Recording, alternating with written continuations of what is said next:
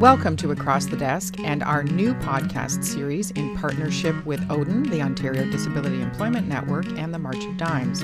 We're focusing on the MentorAbility program, which connects people with disabilities to employment opportunities through mentorship.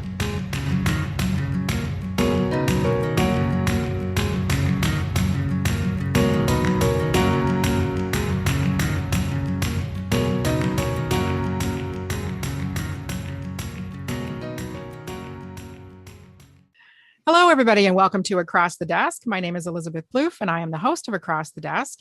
And today we're continuing on with our partnership with the MentorAbility program. And I have two great guests that are with me here today, another success story for the MentorAbility program. And I'd like to welcome Doug Wallbank. Hello. Hello. And Amanda Craig. Hi, Elizabeth. How are you doing? Super. Super. We've just had a great conversation. So we're trying to, we always have this great conversation beforehand. Doug just shared an amazing thing. And I was like, no, we have to stop because otherwise we're going to miss the meaty bits. So now we're going to move into the meaty bits. So this amazing success story is brought to you from an organization called OpenText, which is a Canadian success story, which is fantastic. It began in 1991 as a University of Waterloo project. So go post-secondary. And has continued to grow. And Amanda, you mentioned it's 16,000 employees strong? 16,000 globally. Headquartered in Waterloo. That's just crazy. Like that's just down. I'm in Burlington, so that's just down the road from me. And so can you tell me a little bit about OpenText before we launch into the conversation around the MentorAbility relationship? Yeah, absolutely. So OpenText is it's a technology company located here in Waterloo with many technology companies, but we have been around for just over 30 years, 16,000 people, employees. Our footprint is global. We are located in more than 50 countries, and our company is focused on enabling organizations to gain insights through market-leading information management solutions. And those are focused in enterprise content management, the business network, so EDI type. So for those that don't do the acronyms, what is EDI? Oh, don't make me explain it. Come on, it's electronic data interchange, and we also do security and protection, which is one of our newer lines of focus. And of course, security is big, especially with all of the wonderful things that are happening in the internet these days. Well, so we'll timestamp, which we do on, I host other podcasts, but we'll timestamp and say we are now in year 652 of the pandemic. And this just keeps going and going, this thing. So we're about 18 months in. And so the services that you're mentioning have been crucially important as we've had this, working from home situation and the amount of reliance on the cloud and what have you. And that comes with, of course, a reliance on a lot of different skill sets. And Doug, when we were talking before, you mentioned that you have your applied economics degree from Wilfrid Laurier, which I mentioned is way over my pay grade. So congrats on that, because it's not my. And so through that, you were obviously looking to pursue a career to use applied economics. And what kind of careers were you considering? When I graduated, I reached out to the career consultant and I said, I have no clue. What do I do with this now? Absolutely no clue. Yeah. In fact, I reached out to one of my professors and was like, well, I was strong in microeconomics. What kind of jobs are available that, I would be able to use some of those skills. Right. So I got an idea of some jobs that might exist, but they weren't like specific job titles or any really actionable information. And that can be really overwhelming, especially when you're fresh out of university, trying to make, use of the degree you've just spent 4 years slogging away for. So you made a really smart choice, though, because a lot of people have a hard time asking for help. So you went to the right place, asked for some help. And you mentioned that you were able to chat with a career consultant. And it's the Co-op Careers at Laurier? Yeah, Co-op Career Center. And so what ended up happening through that relationship when you were chatting away with them? Well, we essentially established, I took a bunch of workshops that kind of prepared me for the job search process, but really I asked for, what kind of resources are available to me as a job seeker, but also as an individual with a disability. And what did they end up recommending for you then? One of the programs that they recommended was MentorAbility. Mm-hmm. And I guess they had noticed that I had previously done a mentorship program before, but MentorAbility was a new program that was available all year round as opposed to one day.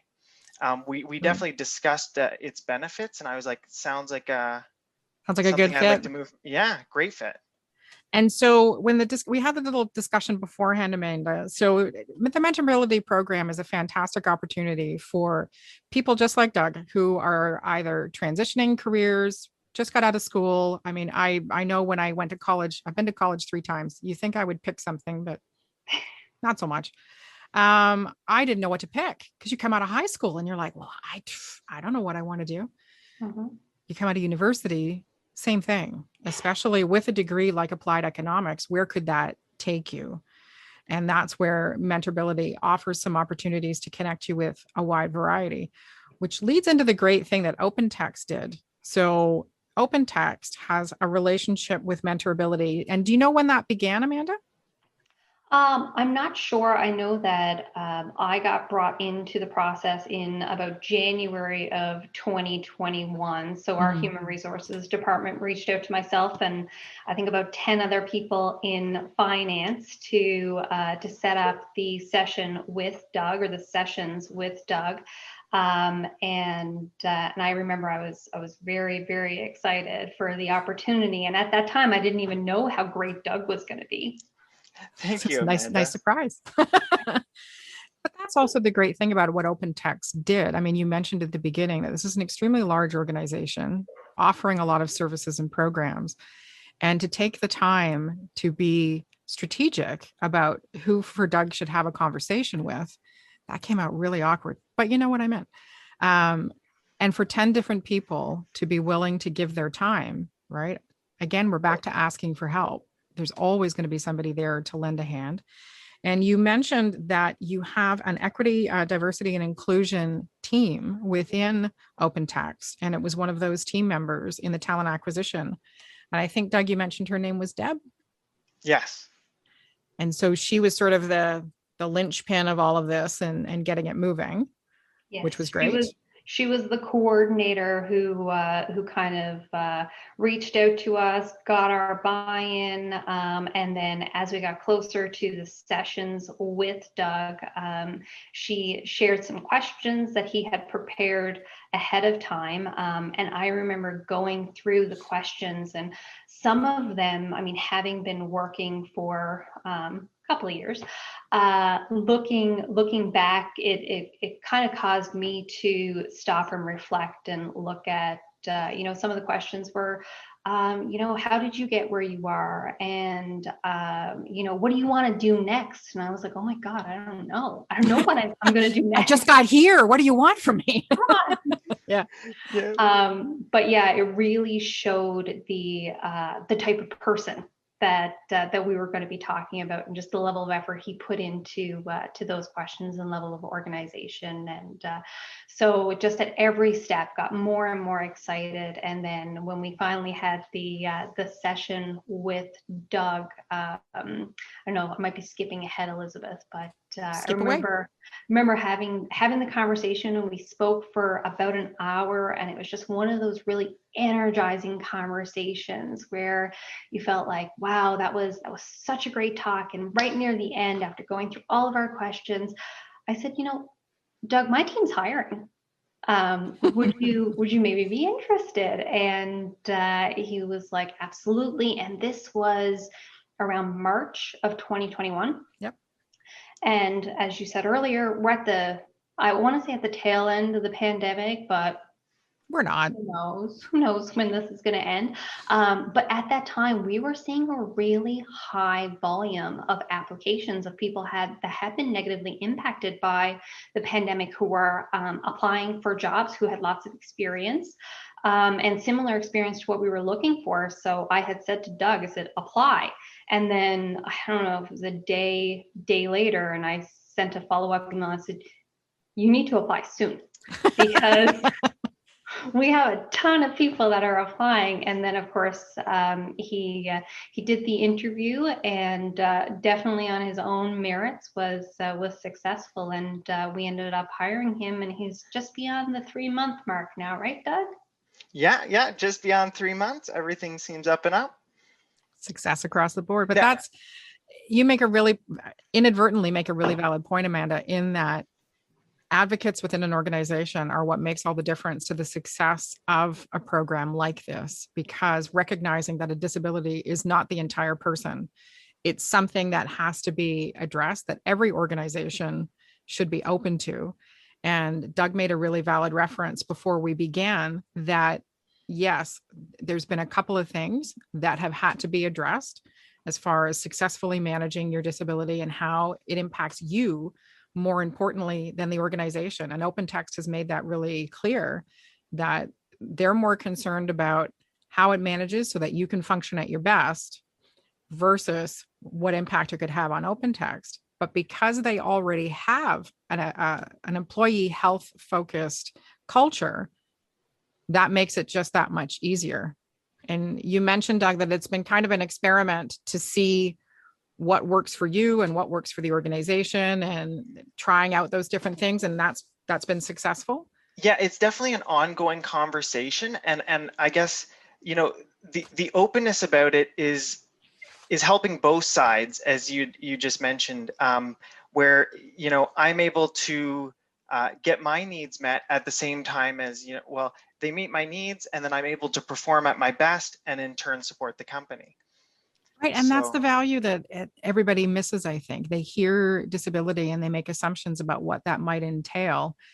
And it's never as complicated as you make it up in your head. I think it's lack of no, and as long as you're practicing your coping strategies and you're managing your disability, in my situation, I present as if I don't have a disability, and that's kind of the healthy state that I want to be in. Oh, I love that. See, you come out with these gems. I'm glad we were recording this one, because that was awesome. And so one of the things that OpenText has on their website is their accessibility plan. And I was so impressed when I read this, because a lot of organizations are just coming on board now with what that has to look like. It's become the thing to do.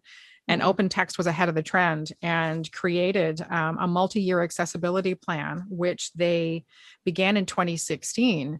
And not only have they completed a fair amount, I believe there are 13 different points that they have included in this plan. Not only have they already completed the majority of them, I'm so impressed that they've gone back and revisited some of them and updated them, or there are a couple that are still in progress, which is great, which means that the organization has not only recognized value from hiring from the disability talent pool, but that they need to continue improving and adapting so that they are more accessible and a better place to work. I think that ends up making it better for everybody. Would you say, Amanda? With 16,000 employees, that's a lot to that's a lot of cookies to hand out to say good for you. But having that policy in place, would you say that's made an impact?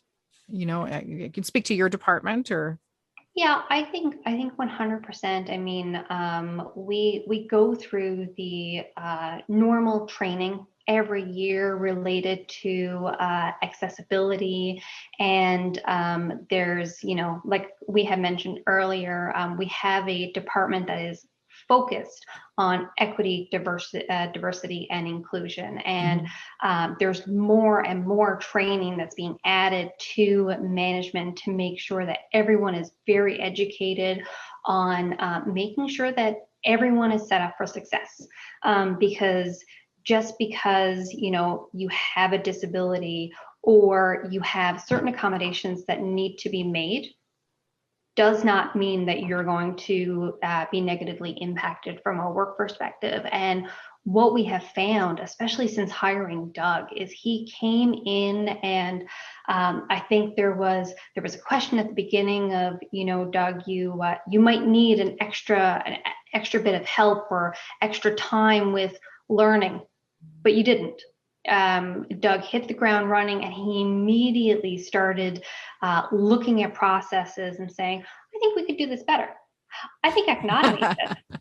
And he has just been an incredible superstar and an asset to the team. And you can see just from speaking to him, the energy that he brings, it lifts people up, right? It gets people excited. So I can remember on one of the meetings that I had with the team shortly after Doug joined, and I asked Doug, like, how are you doing, and how's the team been welcoming? And his level of enthusiasm, he's just like, I'm great, I'm super happy to be here, everybody's great. I'm like, this is fantastic, I feel good. Well, and it does, right? I mean, so your position when Doug came on board was the director of America's Billing. That's and right. And that's a huge department. And Doug is now on board as a billing coordinator for professional services in that US department. And so, Doug, you had mentioned a little bit about invoicing. But in addition to that, which I love, because I'm one of those people that takes on extra projects when I probably shouldn't, you have moved into these projects for improving processes for information and automation. So sharing between departments and what have you. And you were about to explain more, please. Yeah. Essentially, so I guess this is the micro story. In my third week on the job, I was shown, I was introduced to a process that was happening within my department. Mhm. And essentially, we were doing about an hour's worth of manual Excel work. So working with an Excel spreadsheet, bringing in data, formatting the data, and then I've got a little bit of a coding background or a programming background, and I realized right away that I can get that done in one click. Airtable. So Amanda, you shouldn't hear this, but I spent a good weekend producing this macro to be able to do this one process in a click, which was obviously self-interest, like absolutely love those Nothing kind of wrong with projects. that at all. And then I showed up on Monday and I was like, watch this, click, done. I think Doug, at one of our first meetings after you had come on board, you had said that your goal was to automate yourself out of a job. Yes. That's not a selling feature, my friend. It's not, but like there will be new challenges to take on once I, That is 100%. That is valid. And so what was your experience like, Doug, as a protege? So you were coming into this and you had your interviews. Can you tell us a little bit about that? Yes. When I was connected with the talent acquisition advisor, Deb, she was like, we need to have a conversation. We got on the phone together and she was like, what are you interested in? What do you like? So we had a great conversation talking about, my general area of interest. Mm-hmm. And she kind of passed some ideas by me of, who she could connect me with. And then she took it from there and prepared a 3-day mentorship program. Wow. Or it was 2 or 3 days, but I ended up having 1 1-hour session and 4 45-minute sessions with between 2 and 3 individuals at a time.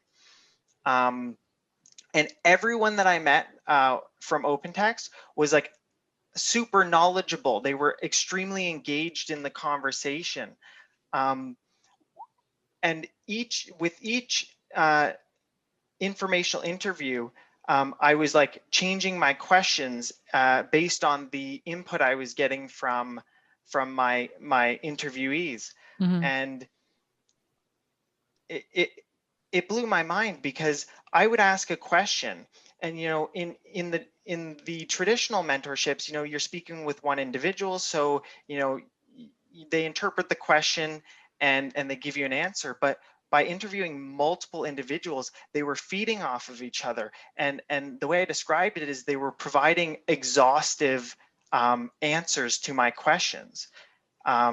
You were probably stimulating them with your questions. So it just became this whole mind, what do you call it? Like a brain meld, if you want to do Spock or whatever. But that's an incredible process. And I think that's a really inspiring thing to share, because I wonder if organizations and individuals get trapped in the traditional way of doing things.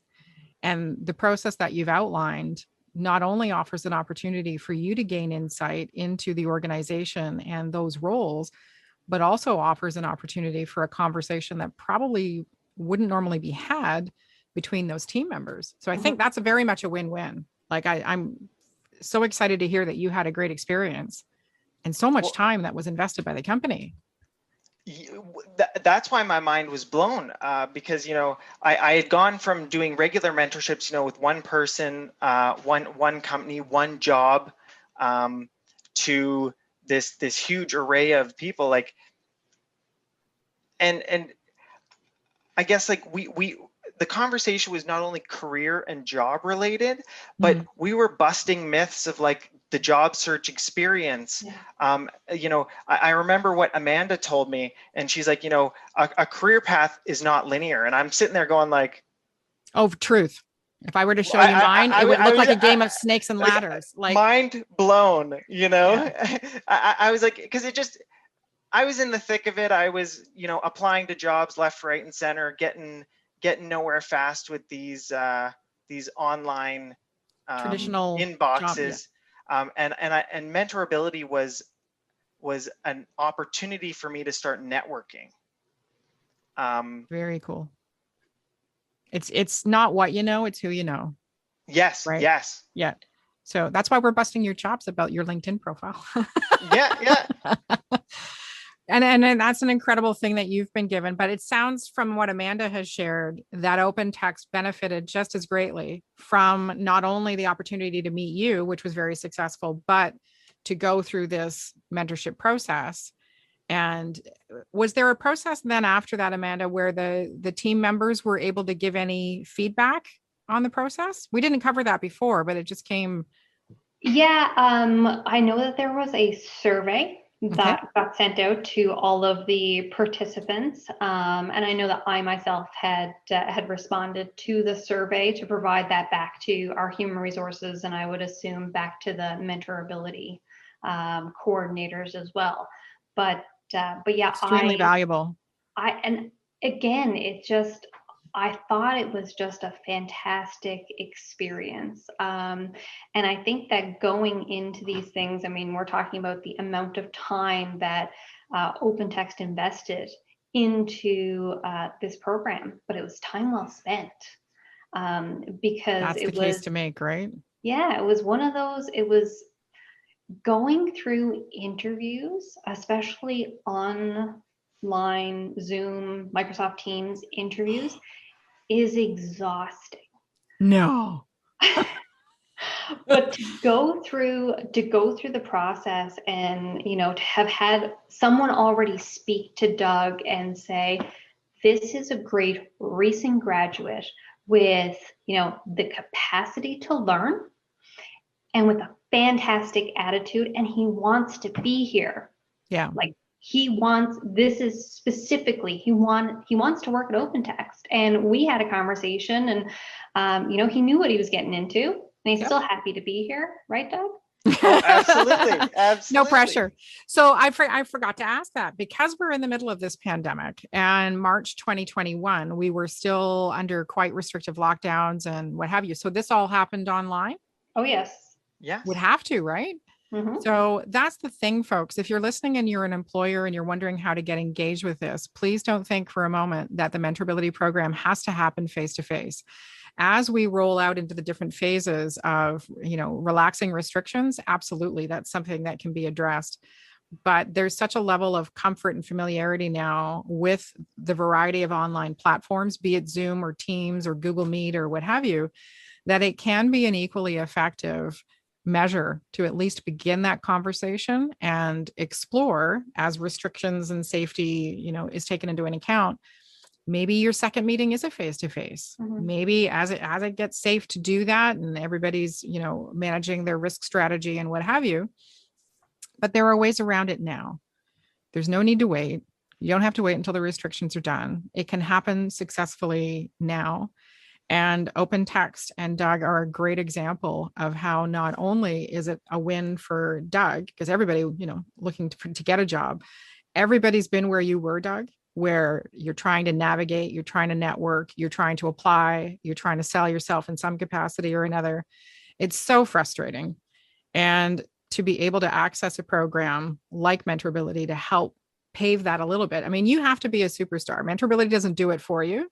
No, absolutely not. You have to have the skill set. You have to do the preparation, which, by the way, kudos on that. People undervalue prep. They undervalue the questions that they create. They undervalue being adaptive, because for you to then change your questions as you went from meeting to meeting is a really smart strategy, because it increases your learning and it shows that you're paying attention and you value the time that the organization is giving you. But it also keeps the organization on their toes, right? Because if they talk and they say, oh, he's going to ask this, this, and this, and then Doug, the superstar, comes out and says, no, no, no, I already got that answer. We're going to go on to something else. I think that's great. Well done. And I really liked the aspect that, because OpenText was part of the MentorAbility program, it was an immediate green flag for me. I'm like, these guys, because they're part of this program, it guarantees that they're accepting of people, open-minded, and accepting of people with disabilities, and they're willing to put in the effort on their end, because obviously it's also on me, on my end. But you made a really valid point earlier, though, about disclosing. That's a really hard thing for people to navigate. And you mentioned that disclosure process was a team effort. And what did that look like? So did that increase your comfort as far as sharing? Well, so really, I disclosed the change. They already knew that I had a disability going in, because I had mentioned that I was part of this program. But I guess I disclosed a change in my experience of my disability. Right. And it was really it was an amazing conversation, because my boss was like, awesome, because I started the conversation by saying, I'm noticing some symptoms, and I want to reach out to you now before it does impact my job and the team. And she's like, awesome. What can I do to help? And I said, well, I'm doing some experiments on my end to deal with my symptoms and manage them while I'm at home. But I would like to start the conversation for when we do enter the workspace again. What's available. What that looks like. Yeah. And we really hashed out a very strong strategy, that allows me to take what I'm doing at home and apply it to the workplace. And at the end of the day, in my situation, it's all about the flexibility, being able to manage the symptoms, and then get back to my work. Get back to what you enjoy, which is an incredible thing. And that was one of the last questions was, future plans for OpenText to be involved in the MentorAbility relationship. And from all sounds of it, it was it's been a successful experiment so far. And so OpenText is going to continue with the. So I did reach out. She says with a question mark. So I did reach out to our equity, diversity, and inclusion team, just to make sure that I wasn't speaking out of turn when I said that it was something that OpenText would be interested in continuing to be involved in the future. And I mean, based on this great success, definitely something that we would be open to. I don't know if future proteges are going to be able to live up to. I was going to say, you set the bar pretty high, Doug. So, but as we mentioned before, by your willingness to share your experience, as I mentioned, as the mom of somebody with a disability, you not only provide an opportunity for folks who have a disability and are navigating the job world to go, okay, I have options now. I have places I can go to for help. And Doug had success. perhaps I can too. And again, I will attribute a lot of your success to the fact that you took it seriously and you prepared and you were professional and got in there and applied yourself to that. That's a key point of any relationship being successful. But you also, by sharing, being willing to share your story, give hope to parents who are new to the disability space with their child, whatever that diagnosis is. And OpenText, Amanda, your willingness to come on tells employers, okay, this is a thing. This is a good thing. There's this incredible talent pool of people with disabilities that I need to learn about and need to get involved in because I could get a Doug. Yes. And who doesn't want a Doug? Everybody needs a Doug. Yes. Well, I lucked out and got an OpenText. So that is true. Ways. Not to put OpenText down. Well, I mean, I have to say, when you go into an interview, you ask a lot of questions about the employer because you want to make sure they're exactly who you want to be with. And I have to say that, as I learn more and more about the company and see what goes on, they definitely, talk the talk and they walk the walk. Agreed. So green flags all around. And that's, well, I did find the 2020 Corporate Citizen report for OpenText, and the amount of projects that they're involved with as far as supporting the culture within the organization, supporting community projects that employees are involved in, supporting charitable works, supporting the environment. I mean, I hear you, Doug. That's ticks my moral boxes as well. So congrats, OpenText, on that. That is amazing. So we're going to wrap up, and I'm just wondering, is there a lesson that each of you would like to share as far as your experience with the process? I would say I'll go first. So my experience with MentorAbility, I would say it was such a great opportunity to open us up to some talent that probably would have slipped between the cracks of new university graduate who maybe didn't necessarily have the experience but had the capacity to learn. It was also a great opportunity to demonstrate community leadership and have conversation about disability and to be able to better understand how to support people with disabilities. But as Doug has mentioned, I mean, the level of accommodation that we've had to make has been very minimal. That said, we're open to it, right? And we're open to the conversation of you tell us what you need. And we'll figure it out. We'll do some experiments. Yes, and it's worth it. Oh, I like to see. So Doug, if there were one lesson that you could offer out of the MentorAbility process, what would you suggest? Well, aside from all the skills that you develop participating in the program and everything that the program brings, I would just say that MentorAbility is a necessary tool for anyone with a disability who is in a job seeking or career research development phase to move forward. Like you're gonna send out your resumes.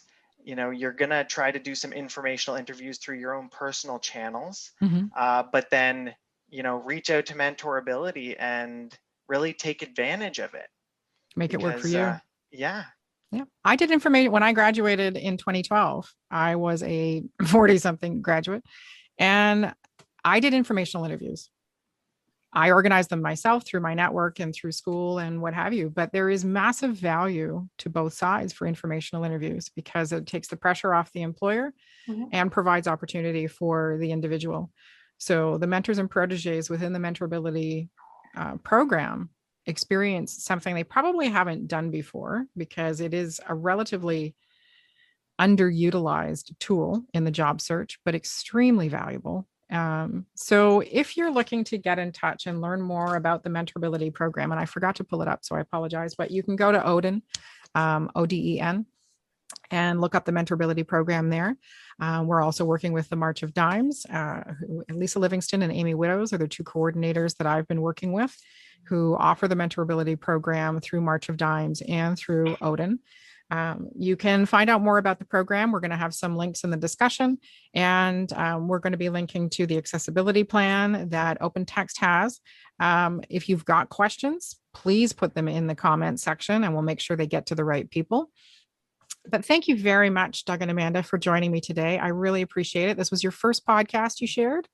Yes, and thanks for having us. This was very, very exciting.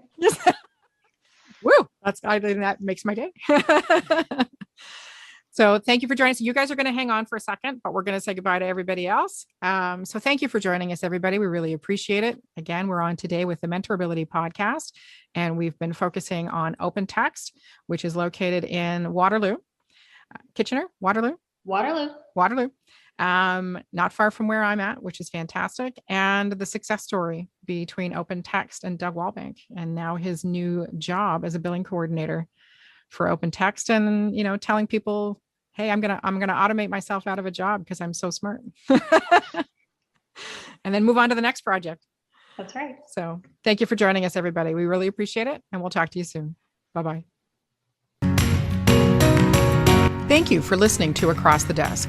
Please visit spirocareerscanada.ca to learn more about our podcast series partners and to learn more about what Spiro Careers Canada is doing to remove barriers to employment for the autism community.